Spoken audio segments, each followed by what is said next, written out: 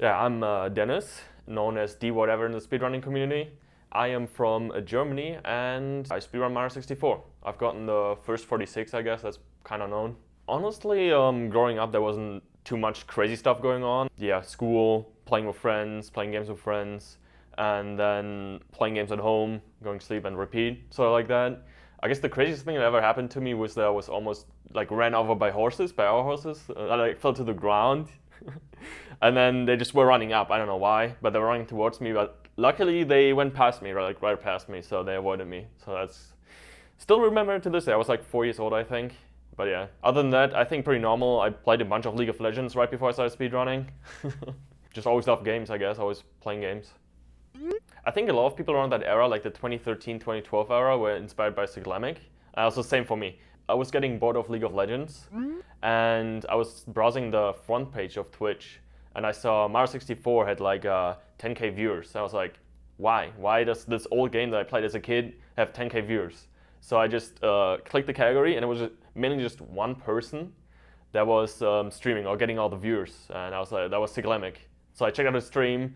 I kind of remember like just seeing Lucky to Bounce for the first time being done, super sick, and I just kept following Cyclamic's like speedruns when he went to GDQs as well, his GDQ runs, and eventually I just tried it out myself. First in like April 2013, I learned like bomb clip, I learned a bit of lobby, but then gave up after a couple days, and then picked it back up again a couple months afterwards in September 2013, and yeah, stuck around ever since then. Looking at it now, I got a 50-45, I think it was, back in 2014, like almost a bit less a year after I started speedrunning. So I think ever since then I was like kind of good, but I never really compared myself to the top runners at the time. I was just like still trying to improve because there was so much room for me to improve still. I guess once the canvas setup was found, I got a 50.07 and I missed the 49 to a buzzer throw. And that's when I thought, damn, yeah, I guess I'm kind of top level now. Ever since then, I've been kind of sticking around at the top. Mainly 70 star, 120 not as much. Been, yeah, just sticking around 70 basically. I think Mario 64 is so insanely sick because the moves that you do carry over into the next moves that you have to do. So you usually keep your speed, or just flows like a jump dive flows into a long jump, and the spacing works perfectly fine with what you want to do. I guess a good example is like Dark World, for example, just super sick star, and everything you do kind of flows into each other so that you get through the level really fast. It just connects really nice. That's actually like the hardest strat I had to learn was definitely carpetless just recently. I struggled so much with getting the setup down, and at some point I was like, yeah, I can't learn this. This is too hard. I might as well just give up. But luckily I stuck to it and got a PB with it as well. But I don't think I've ever struggled as much with learning a strat before like I did with carpetless. It was just something completely different as to before. Just having this camera setup texture with all the textures and stuff that you have to learn, especially pausing at the right frames is just insanely tough. That is really interesting for me, I think. I usually don't feel nerves until I'm in bits. I guess in 120 stars it's maybe different because Rainbow Ride has carpetless now. So it's just when you're on carpetless and you hit it, then the nerves hit immediately. Yeah, but when it comes to 70 star, it was always usually that I was starting to feel the nerves when I went into bits. I did feel them before in Rainbow Ride and DTC, but yeah, I guess you just get used to it when you lose runs in those stages, so you're not as nervous about hitting stuff. Like Lucky to Bounce is usually fine, and TC100 is a bit weird, but I think the nerves don't really hit you until you're through those stages because that doesn't happen as often when you're on the grind. Like you kind of get used to those stages, but then when you enter bits, it's real. Like this can be a PB, so immediately you feel your heartbeat just go crazier and crazier. In order to become a good speedrunner, I think you just need to play the game, honestly. I don't think there's much more to it. I feel like you just kind of tackle a strat that you want to learn, look up a tutorial or something, and you just try it out. You repeat, rinse and repeat until you get it. Even if you can't nail it on one day, you try again the next day and will suddenly work out. That's how it is for me as well. I guess the brain just needs to adjust a little bit once you, when you're learning a new strat. Yeah, I know, you just kind of have to keep going until you nail it. It's still weird. I mean, I'm not as surprised about it being found, honestly. It's just weird that it actually happened. Because I always expect something crazy to happen with Mario 64, because I've been around for so long that stuff just getting found all the time that people thought were impossible. The exact same thing happened with carpetless as well, and it's just crazy the hype that it generated. I think that was the best part about it. It's just everyone started playing, grinding, learning it. You could see the directory on Twitch was just everyone was online basically all the time playing and trying to learn the trick. Just sick to see how everyone was so hype about it basically. I think over the last decade it's gotten a lot more chill towards like newer players and especially MU and VC runners. I think there was a lot of elitism back in the day, and I'm also a bit guilty of that. I think I was probably like always thinking like, yeah, N64, that's the only real platform, but it's kind of silly now that I think about it. I still love N64 the most, obviously, but I feel like what really only matters is the movement that people have. So I don't really care what platform you play on. Like everyone can be good on any platform basically. And yeah, over the last decade, I think that got a lot more chill. Like everyone's a lot more chill, a lot more helpful. It's not as gatekeepy, maybe, I would say, yeah. It's maybe not as early. I started in like 2013. It was nice to get to know all the runners that I was previously watching at the time, like Livek and Jesse Choi, maybe. That was really cool. But I think the best thing that I'd like to think back about that was in like 2016, so a bit later than when I started. But that's when I started getting a lot better about movement. I wasn't just, I would say, mindlessly grinding the game. I was also trying to improve frames and all that, like just cut off one frame here and there. And then grinding with people like Toast Rider, Atom Pass, and yeah, I guess Flippio as well. Everyone that put like a lot of time into their XCam times. I think it was just around that time that everybody started going from like timing their XCam times from star grab to actually XCam. So it was like the individual stars, everything got better. There was a massive shift in improvement. Everyone was like grinding a lot more, and I really liked that era. I don't know. It was just nice to put that extra time into small optimizations. I didn't really think about it much before that happened, but thinking about it now, it's kind of cool. I guess the other like most evolutionary thing is the canonless setup. I actually grinded 70 star a little bit with OG canonless. I didn't mind it as much, but to be fair, I wasn't a world record contender at the time, so I could just keep going and going until I get it sometimes and still continue the run. But yeah, when the canonless setup dropped, that was just insane. Everyone was just getting more runs, right? And it's much easier to get runs, and the game, because of it, is much more tedious, much less tedious. So really thankful for that canonless setup. Ooh, honestly, I don't think practicing was difficult. It's obviously more efficient now with everything that you have, but I didn't really think to have better tools back in the day. I just used what I had, and now that I have save states, I mean, it's the same thing. I just adapt to it and I can use them now, but I don't really think back too much. I was still like practicing a lot with the level reset code. We already had that when I started. Luckily, I didn't have to use the Mario death code or whatever, so you die, have to re-enter the stage all the time. We already had the level reset code, so that made things a lot easier. And ever since then, it's just been slowly getting better and more efficient. And yeah, I don't think I ever really paid much attention to it. I just used the tools that we had, basically. Honestly, I don't know why 70. It's the first category I grinded. Maybe that's why. I saw Cyclamic's 70 star guide, and that's how I learned the route and everything. But I don't know why I preferred more. I guess it's just the perfect length for me. I don't really like 16 star too much. It's too short. I don't like BLJs. And 120 star is also a fun category, but some stuff is just so annoying. It takes forever to get runs going, and I love finishing runs. Finishing runs in 70 star is so fun. And you can't really do that too much in 120 star, because if you want to finish a run, or get to upstairs for that matter, you have to play for an hour and then you're in upstairs. In 70 stars after like 25 minutes, so a lot faster paced, and I really like that, I think. I'm not too sure though. I've just played the category so much that I love how good I am at it. I don't know. Let's thinking back, I know that I never thought I would get world record, or I also didn't think I would go for it. I should go for it because I know it's such a massive time investment. I'm just gonna be playing when it's fun. But then in I think January 2017 or 2018, Summoning Soul dropped the 120 star world record history video. And that kind of motivated me to be like, oh, I want to be in one of those videos sometime.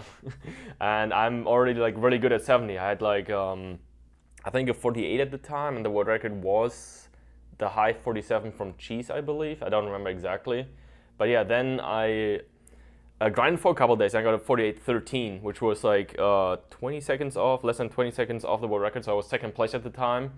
I couldn't quite pull through because I would say school, university, kind of like it was hard to play.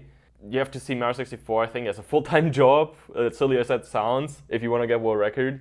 And if you have school and anything else that this interrupts you, like playing the amount that you play, it's just harder to get into that mindset to get world record.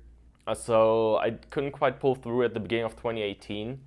But then a year later, when GSA was starting to pop up, I was like, yeah, I just want to give this a try now. I'm going to stop studying for a while, just going to lay everything off and just try the speedrunning thing. And yeah, a couple months after that, I kind of knew that I could get it.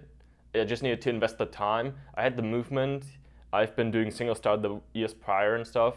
I did races. I did pretty well in races, so I think I just needed to grind it out. And eventually in 2019, September 2019, I got my first world record. Come on! Scheiße, ja! Fuck yeah!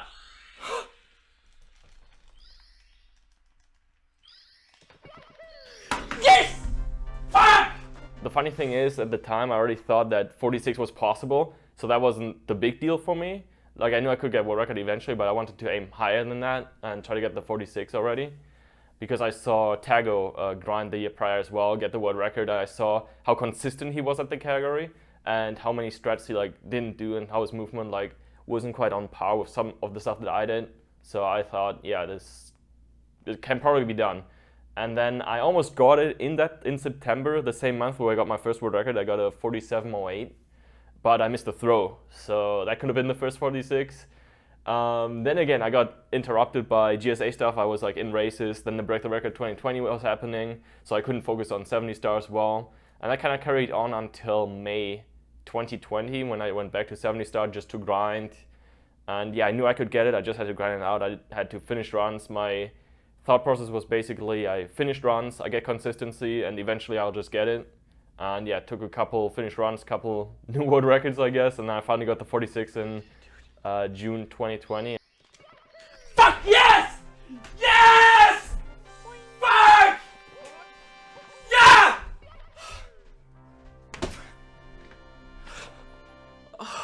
Probably the best thing I've ever done in my life.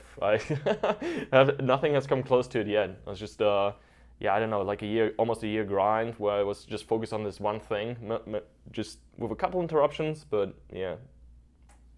I'm definitely going back to 70. So I've been grinding like nonstop 120 for fun. I've been trying to get more into the YouTube game, and now that that's kind of done, that I'm like have a set schedule for that kind of stuff, I just want to get back to grinding, and I think I want to try to get closer to the 70 world record again. And I'm really excited to do so. I want to practice while I'm at pace, and yeah, it's just, I don't know, want to hit the massive grind again, which I haven't done in a while. Just been getting sidetracked. No event, I don't want to shit on other events, but like I don't think any event has come close to the Break the Record 2020, just because it was such an immersed experience, I think I would say. Everything was so closed off. It was just the runners and a couple commentators, and I don't think this kind of cozy vibe we haven't had that anywhere else, and that I really liked.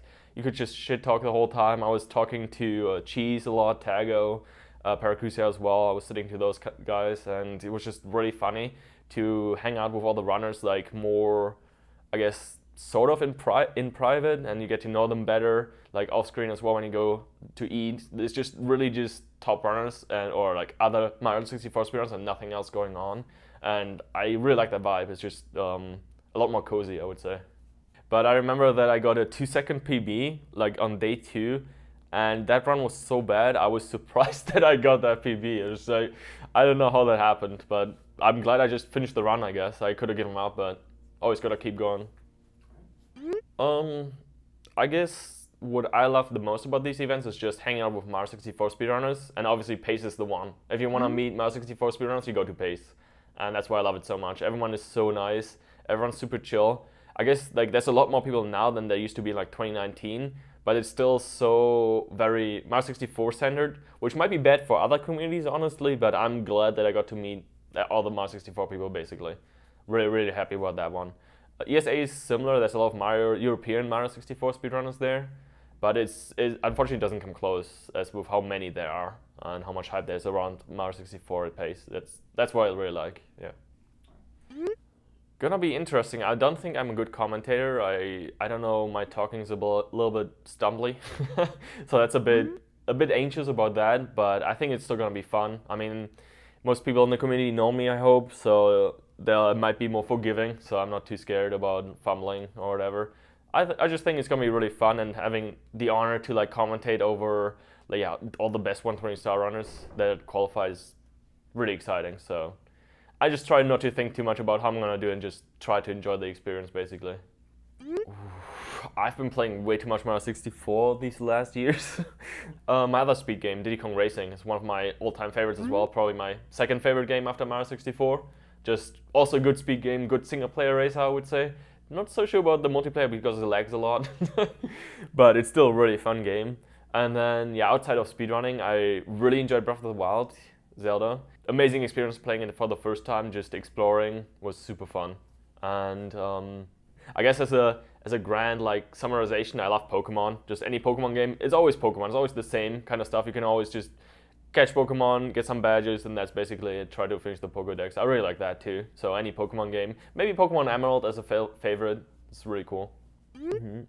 So I've also done The Hobbit 2. It's a bit more glitch heavy, but it also has a lot of like cool movement. It's not like Ocarina of Time. I would say it compares more to Mario 64. So that's kind of dope. That is very glitchy, but it's more focused on what movement you do or how you do the movement instead of like setups and all that. So I might go back to that at some point. Other than that, all the Mario 3D platformers I'm really interested in. It's just that Mario 64 takes way too much time, so I don't know if that will ever happen and when, basically. What I really like working out. I don't know, it's just nice to do something physically, and yeah, it's always kind of a break from sitting at home and doing like work. Other than that, I also really like video editing. I love cutting videos. It's basically also a job, I guess, but I really enjoy it. And yeah, just other than that, going for walks is really, really nice to get out of the house as well. Just anything that gets me like outside and be physical, do some activities, and just generally hanging out with people as well. Super fun. I just love, I don't know, playing any games, card games, whatever, with friends. Super cool. I really like rock and punk mainly, but I also listen to a lot of other genres as well. I mean, obviously then I'll also go into metal as well, and I also know some rap artists that I really like, and yeah, it just goes into every direction, just whatever sounds nice, I guess, but I have that focus on, yeah, rock. I tried to play drums. I've played drums. I've actually played at a live show once before, but just as a cover band. That was really sick. I would love to get back into it, but it's also massive time investment. I think there is a lot of overlap with learning an instrument to learning speedrunning as well. It's like a lot of similarities, and I really enjoy it, but it's just as much of a time investment as well if you want to take it serious, I guess. And I'm honestly a bit scared of my hands, especially when it comes to drumming. I need them for speedrunning. So yeah. Yeah, right now I really enjoy Electric Cowboy. I started listening to them last year, and then also Everything, probably my two favorite bands. Very different. The one is the metalcore kind of band, techno and all that, and the other one does a lot of indie rock, indie pop, so in that direction is, yeah, but really cool bands. I really like them. So I remember that just binging Game of Thrones was really good until the later seasons dropped. That's kind of sad. I remember I was just so disappointed. I still remember to this day that the ending everything was fine, I think. Maybe a little bit weird at around season 6, but then when the later season dropped and the finale, I'm still like, it's still sad to think about how it ended and that it didn't end in a better way. So that always stuck with me for some reason. I guess a lot of people are like that as well. It's just it was such a good show, and then it took that kind of turn, unfortunately. Yeah, I don't know. Still sad about it, but it was a really good show in the beginning. I think that just goes into me growing up watching YouTube, always being around YouTube. Like ever since I started using a computer, I really enjoyed watching YouTube videos, Let's Plays, maybe other stuff in the later years as well. And I've always really liked video production in general, even as a kid, like growing up, I like playing around with cameras and stuff. And I think I always just kind of had that interest in it. And since YouTube is basically that, you can just make your own videos and whatever you want to do, you create. And that's what I really like about it, I guess, and wanted to try it myself. And yeah, now it's also just a really good idea to branch out a little bit, maybe collab with other YouTubers too, because I like just watching people, and then maybe someday I get to do something with them, create videos together. And yeah, it's just another way to grow your viewer base, I guess, which is also really nice. I struggled a lot with what content I want to create for a long time. So it used to be like insanely goofy, I think, what I was creating. And now I think it's still the case. But now I also want to do more Mario 64 centered stuff that is more on the trying out different mods and whatnot and just showing those off and speedrunning those and see how that goes, because I think that's really fun content. Yeah, it's just anything speedrunning related that is a bit more to speedrunning than just the, getting world records aspect of it. I think my personal favorite is probably Mario Party Menace, it's called. It hasn't gotten as many views. It was just really fun to shoot a video with two of my IRL friends and also Ape Duden. It's also a very close online friend of mine. And it was just really funny to to do that one, yeah. I don't know. It's just it's probably the one that I go back the most to watch. Or the Games Done Quick vlogs that I was shooting. Those are also really fun. I know. Really fun memories.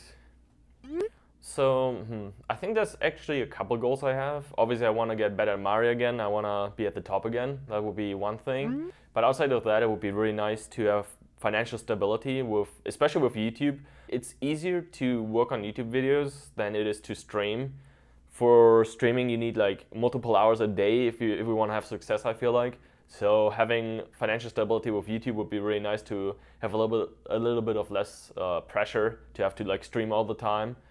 It's silly to say that streaming is like that, but I think it is pretty exhausting because you have to do it for multiple hours if you want to do well. And yeah, I prefer working a bit on videos and then taking a break, working more, and sort of like that. And you can't do that with streaming, unfortunately.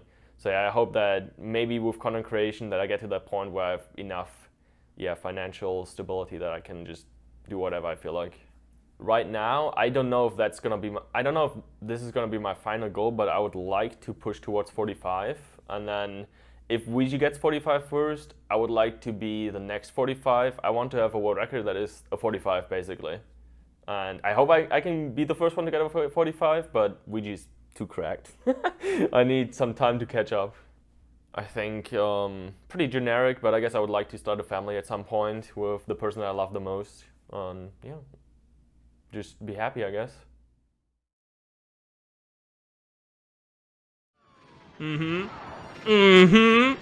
It's been 3 fucking years since the main character PB, dude. Let's go. Oh, nice. Damn, that feels good. Fuck yeah. Yeah! Oh, shit.